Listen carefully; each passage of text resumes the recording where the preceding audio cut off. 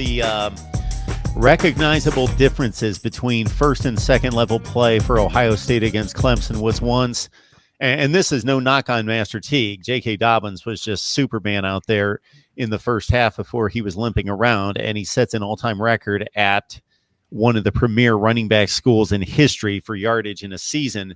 But once Master Teague was in there, you just didn't see the explosiveness, the quickness, the cutting ability. You saw power because that's his forte. Mm-hmm. What do we think about the running back position minus J.K. Dobbins? Is it going to be up to Ohio State standards, elite status? This is something that Steve and I talked about last week in regards to his evaluation of various units being, okay, Big Ten best or national best, and there might be a difference there. I think because they have a quarterback who can run, they're still going to be able to run the ball.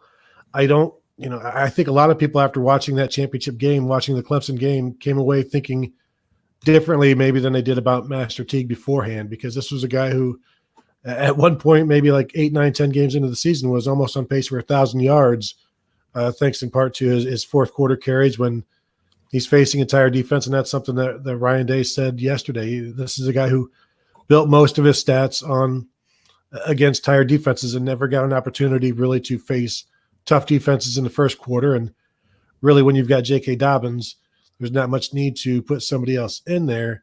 But yeah, he didn't, there the same thing against Michigan, really, where there's not, we know he's explosive. He's the fastest back on the team, biggest back on the team. But the vision and the shake and the make you miss, there really wasn't there against the best defenses. And that's why, he has, almost 800 yards rushing this season. But I think the job is wide open.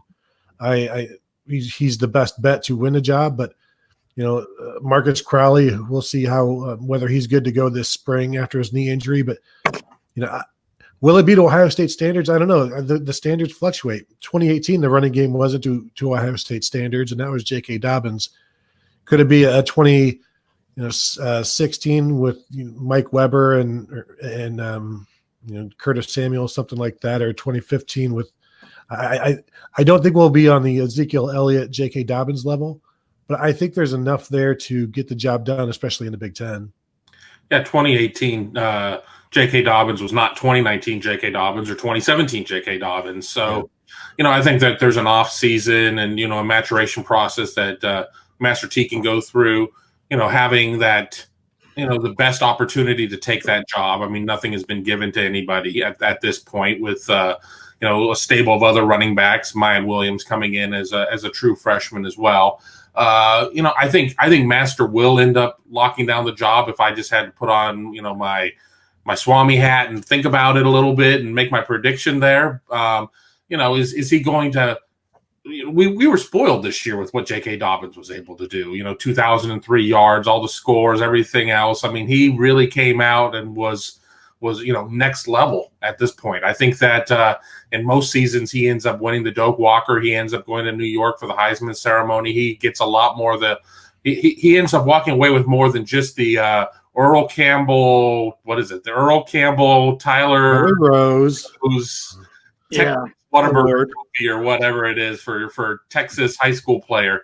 I think I think Master Teague with the complementary part, obviously, of Justin Fields being able to run the ball, and with them having a little bit more depth at quarterback with the true freshman out there, and being a little bit more willing to run Justin Fields, I think the running game will be fine. I don't think it's going to be nearly as explosive as it was this year, but I don't think we're going to see a regression back to 2018, which is really more of a product of having a pass first, pass second type of offense.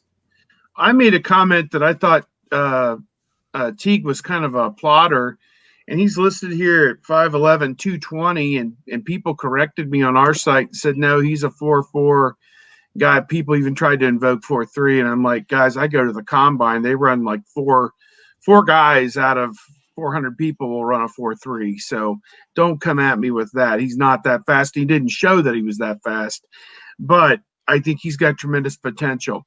And I think what Mick Marotti and Tony Alford will do is they will mold him like a piece of clay into the exact weight and the metrics and everything they want him to be going into the season. And I think another thing that people don't think about is, okay, he was the change-up back. When they were ahead 21-0 in the second quarter, they could throw him in there for a series or two, and he could get 5 or 6 carries. And then in the second half, when they're up 38-3, they could throw him in there for a couple of series, and he could get 5 or 6 more carries. That's a lot different than being like J.K. Dobbins was this year, where they're counting on you to carry the ball 20 to 25 times against the opposing team's top defense. And I think that is going to be a tremendous step up for Master Teague. Like one of the guys that we work with joked, it's really easy to run over Indiana when they're down 40 points.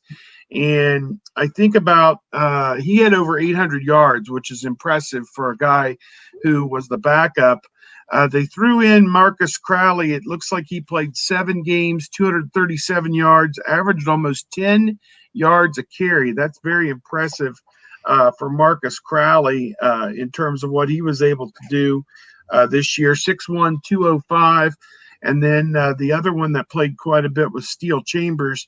He played in 4 games, so I guess that means he preserves his red shirt, and had 135 yards and a touchdown, average 7 yards a game, or 7 yards a carry, 6'1", 215. So they've all got – they're in that 200 to 220 range, which is what you want in the Big Ten, durable guys. And now we're going to really drill down and see who can catch the ball out of the backfield, who can pass protect, who can take a licking and come back and avoid injuries and those kind of things, because they're going to get put through the test this spring. And then you're bringing in Mayan Williams, and he is a plotter from Cincinnati Winton Woods. He's a guy who had a lot of yards in high school. Team had a lot of success, and he was an Iowa State commit who flipped to Ohio State right before the first signing period. So you add him in, and of course you still got Demario McCall. If all else fails, you can always go back to Old Faithful Demario McCall. He's in his 26th year at Ohio State coming up. And even Jalen Gill has some running back tendencies as well. Didn't get to play a whole lot after he fumbled a couple times early in the season, and they kind of sat him over there in the corner of the bench over there, a ways away from the – I want the guys who have played up front, everyone else over here. He was over there. So had several guys on this offense that were in that predicament this year. And so I'm interested to see getting into spring football, what they do with Teague to kind of reform him and bring those other guys along.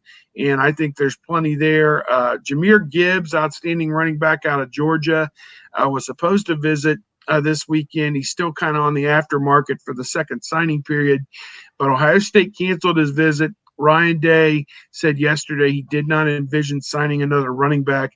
I think the stark reality of his scholarship situation is starting to set in a little bit for Ryan Day, that it's going to be maybe a little bit more difficult than he thought, clearing some cap space to add Gibbs. Now I say that maybe they got their eye on another running back, the kid who Evans was it that didn't end up going to Georgia, I guess. But I don't know. So we'll see what happens. But any rate, I'd say cautiously optimistic about running backs going into 2020. And the good news is you got the quarterback who should be able to run the ball himself if his knee is healthy, and you know he's going to be able to throw it all over the lot.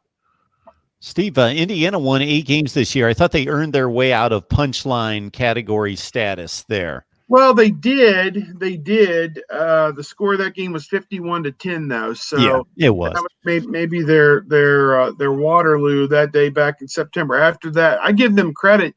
You get stomped like that in week 3, and you come back and still win games the way that they did to pull games out. You got to be pretty happy with their season, and doggone it, they could have held on to that. I mean, 13-point lead, I believe it was, over Tennessee with 5 minutes to go, and they blew it. Boy, you talk about managing a game and different things like that.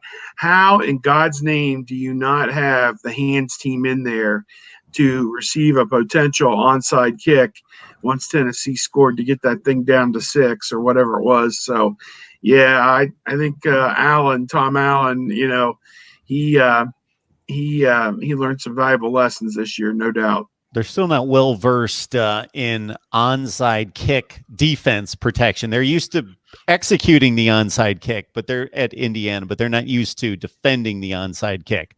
They're still working on prosperity there at Indiana.